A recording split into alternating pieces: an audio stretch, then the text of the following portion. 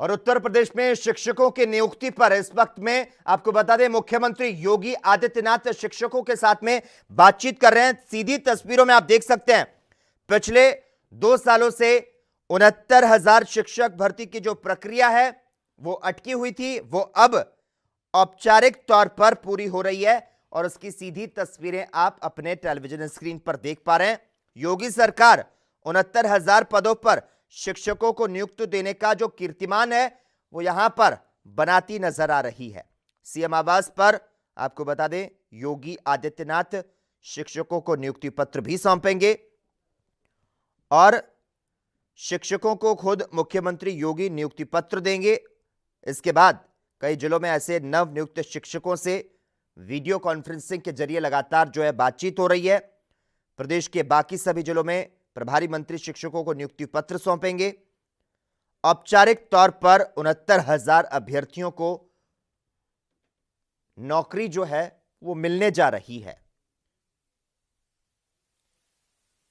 वैसे तो इस भर्ती के तहत 31,000 से ज्यादा शिक्षकों को पहले ही नियुक्ति मिल चुकी है, लेकिन सुप्रीम कोर्ट में मामला पेंडिंग होने के कारण 36,000 से ज्यादा अभ्यर्थियों की भर्ती रुक गई थी। सुप्रीम कोर्ट से हरी झंडी मिलने के साथ ही सरकार ने बाकी बचे 36,000 से ज्यादा पदों पर नियुक्ति जो है वो करने का फैसला लिया है। सभी जिलों में काउंसलिंग कर ली गई है। नियुक्ति पत्र मिलने के बाद नए नियुक्त शिक्षकों को स्कूलों का आवंटन होना बाकी है और इस वक्त में मुख्यमंत्री योगी आदित्यनाथ बड़ी सौगात दे रहे हैं। आपको और आपके पूरे साथियों को, सभी साथियों को जिनका नियुक्ति पत्र जिन्हें आज प्राप्त हो रहा है, हमारे जो माननीय जनप्रतिनिधिगण उपलब्ध कराएंगे, मैं इसके लिए आप सबको हृदय से बधाई देता हूं, शुभकामनाएं देता हूं और पूरी मजबूती के साथ बुंदेलखंड में आप लोग कार्य करेंगे, मेरी शुभकामनाएं हैं इसके लिए।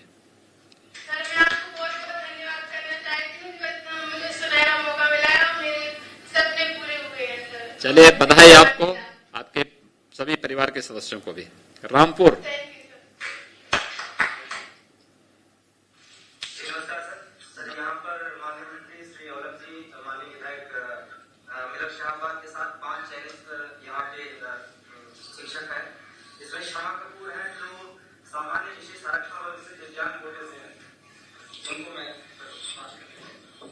आप बैठे आप बैठ करके अपनी बात बोल दीजिए, आराम से बैठ जाइए, अपने कुर्सी में बैठ जाइए। सरदार जी को देख के डरने की आवश्यकता नहीं है, आराम से बोलिए। हाँ, नमस्ते। सर्वप्रथम तो आपका बहुत बहुत आभार कि आपने हम लोगों को मौका दिया।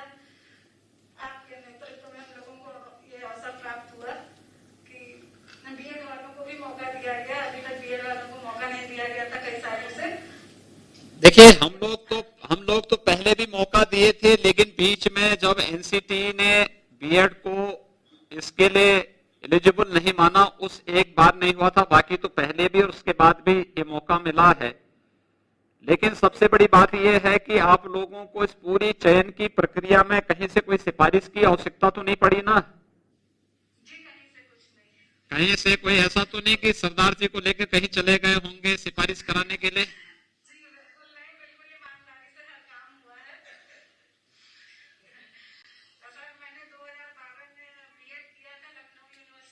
बहुत सुंदर। उसके बाद सर मैंने एमएड किया। बहुत सुंदर। और उसके बाद मैंने एजुकेशन से नेट भी क्लियर किया है सर। बहुत सुंदर। देखिए, इतनी अच्छी डिग्री आप लोगों की है और इसे अच्छे ढंग से आप लोग पढ़ाने लग जाएंगे ना, तो पूरा कायाकल्प हो जाएगा। जैसे बेसिक शिक्षा परिषद में कायाकल्प योजना चली है, तो पूरे परिषद की ही कायाकल्प हो जाएगी। 69,000 नए शिक्षक एक वर्ष में बेसिक शिक्षा परिषद दे रहा है, तो बेसिक शिक्षा परिषद की पूरी कायाकल्प इससे हो जाएगी। अगर आप सभी शिक्षकगण, नवनियुक्त शिक्षकगण पूरी तन्मयता के साथ बच्चों को पढ़ाने लग जाएंगे स्कूल में जाकर के, तो और इसके लिए मेहनत करनी पड़ेगी। देखिए, उसी प्रतिबद्धता की आवश्यकता पड़ती है। हम लोगों ने तय किया था कि जो उत्तर प्रदेश के ऊपर कलंक लगता था कि यहाँ पे चयन की प्रक्रिया में पारदर्शिता नहीं होती, शुचिता नहीं होती, यहाँ पे लेन देन होता है चयन के नाम पे, भेदभाव होता है नियुक्ति के नाम पे, आज आप लोग देख रहे होंगे कहीं किसी को सिफारिश कराने की आवश्यकता नहीं, किसी के साथ कोई भेदभाव नहीं हो सकता है। योग्यता और मेरिट के अनुसार, शासन के अनुसार जो आरक्षण के नियम हैं उसका पालन करते हुए ईमानदारी से सबको चयन की प्रक्रिया के साथ जोड़ करके नियुक्ति पत्र वितरण हो रहे हैं। और नियुक्ति पत्र हम लोग इस तरीके से बांट रहे हैं, चोरी छिपे नहीं बांट रहे हैं, क्योंकि और इस पूरी लड़ाई को हम लोग पिछले 1.5 साल से लड़ रहे हैं। कोर्ट में भी हम लोगों ने मेरिट पे ध्यान दिया, हम लोगों ने कहा अच्छे शिक्षक होने चाहिए, लोगों ने तमाम व्यवधान डालने के प्रयास किए, हाई कोर्ट में, फिर डिवीजन बेंच हाई कोर्ट में, फिर सुप्रीम कोर्ट में लगातार लड़ते रहे और अंततः परिणाम सामने आया। जो हम लोगों ने पहले दिन बात कही थी उसी को अंततः हाई कोर्ट ने भी और उसी पर सुप्रीम कोर्ट ने भी मोहर लगाई है कि प्रदेश सरकार की चयन की प्रक्रिया अच्छी है और योग्य शिक्षक चयन के लिए यह आवश्यक भी है। और इसीलिए जब इतनी प्रतिबद्धता के साथ एक कार्य किया गया है तो हम लोग ये उम्मीद करेंगे कि आपने इतनी बड़ी डिग्री ली है, इस डिग्री का लाभ बच्चों को प्राप्त हो और समय समय पर आप लोगों को देखिए, ज्ञान की परंपरा कभी थमनी नहीं चाहिए। एक शिक्षक को तो हमेशा कुछ न कुछ नया सीखना चाहिए। देश और दुनिया में जहां कहीं भी कुछ नया आया है हमें उधर देखने का प्रयास करना चाहिए। हम कूप मंडूप नहीं हो सकते और कोई व्यक्ति केवल ज्ञान की को एक सीमित संकीर्ण दायरे तक कैद करके रखता है तो योग्य शिक्षक कभी नहीं हो सकता। एक विराट दायरा है ज्ञान का, इसलिए जहां कहीं अच्छा है उसे अपने देश की सुरक्षा, उसकी परंपरा, उसकी सांस्कृतिक विरासत, इन सब को ध्यान में रखते हुए हमें अंगीकार करना और फिर उसका उन बच्चों तक उसे ले जाना जो देश के भाग्य के निर्माता बन सकते हैं, उन तक पहुंचाने का हमें प्रयास करना चाहिए। और मुझे लगता है कि मैं सभी नवनियुक्त शिक्षकों से अपील करूंगा कि ये नियुक्ति की प्रक्रिया एक सामान्य प्रक्रिया नहीं है, एक बहुत बड़ी प्रक्रिया है। जब पूरा दुनिया कोविड-19 के खतरे से डरी हुई है तब उत्तर प्रदेश सरकार आप लोगों के लिए लड़ रही थी कोर्ट में। तब उस समय बेसिक शिक्षा परिषद आपके चयन की प्रक्रिया को पूरी पारदर्शी तरीके से आगे बढ़ाने का कार्य कर रही है। ये केवल इसलिए अच्छे शिक्षक आ सकें और प्रदेश के गरीबों के, प्रदेश में हर तबके के बच्चों के उज्जवल भविष्य के लिए एक बहुत ठोस कार्य योजना को हम आगे बढ़ा सकें। तमाम प्रकार के नए अनुसंधान, नए प्रयोग पिछले 2.5-3 वर्षों के अंदर हुए हैं और मुझे लगता है जैसे योग्य शिक्षक अगर आप आगे आ जाएंगे तो बहुत अच्छा काम हो सकता है, इसको बहुत अच्छे ढंग से आगे बढ़ाया जा सकता है। मैं आपको और आपके जितने भी साथी वहां बैठे हुए हैं उन सबको जिन्हें आज नियुक्ति पत्र प्राप्त हो रहा है सबको बधाई देता हूं। आपके परिवार के सदस्यों को खास तौर पर जिन्होंने महिला होते हुए भी आप लोगों को पढ़ाया, योग्य बनाया। हाँ तो देखिए अपने पति को कम से कम पहली बार धन्यवाद दे दीजिए। नहीं तो मैं देखता हूं कि महिलाएं पतियों को धन्यवाद कम देती हैं।